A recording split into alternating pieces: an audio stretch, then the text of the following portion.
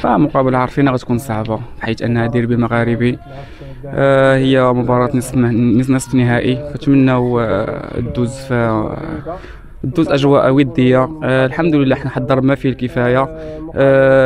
كنتمناو نديروا شي نتيجه ايجابيه باش يخول لنا مباراه الروتور باريحيه.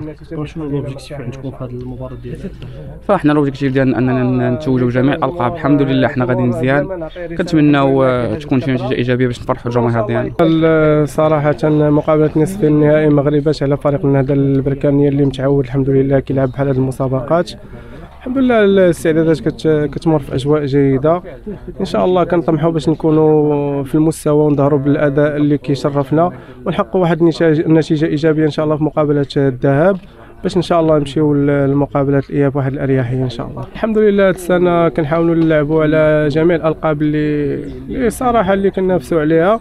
ان شاء الله نخدموا الاشتغال هو اللي كيعطيك النجاح، نزيدوا نشتغلوا ان شاء الله باش نكونوا في المستوى، ولما لا ان شاء الله نطمحوا لاننا نمشيو للنهائي ونحققوا هذا الكاس ونهديوه للجماهير البركانيه والجماهير المغربيه. بالنسبه للمباراه كدوز على اكمل وجه، كندوزو في ظروف عائليه. الحمد لله كنخدموا لي بوين فور على لي بوين فور ديالنا ان شاء الله باش نقدموا المباراه ديالنا على اكمل وجه ان شاء الله، باش نفرحوا الجماهير ديالنا ان شاء الله.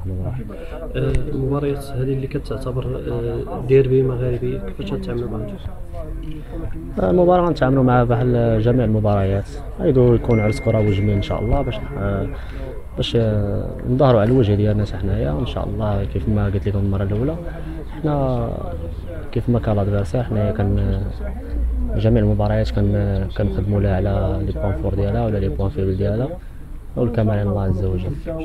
بركان قويه في الارض تاعها، واش راه عنصر ايجابي وتحفيزي بالنسبه لكم؟ الحمد لله كيف ما كيشوف الجميع الفريق ديالنا الحمد لله كيف ما كيشوف الجميع على الاكستيريور على الانتيريور الحمد لله كنظهروا بقوه وكنظهروا بالصوره ديالنا الحقيقيه ان شاء الله. دابا كيف ما كيعرف الجميع مقابله ديال الدومي فينال ما كتساحش لاي واحد.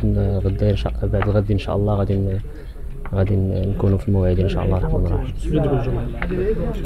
الجماهير ديالنا الرساله اللي نبغي نوصل لها هي يساندونا والقضيه يد في اليد ان شاء الله، وحنا ان شاء الله غنكونوا 100% باش ان شاء الله نفرحوا الجميع ان شاء الله ونفرحوا معهم. شكرا.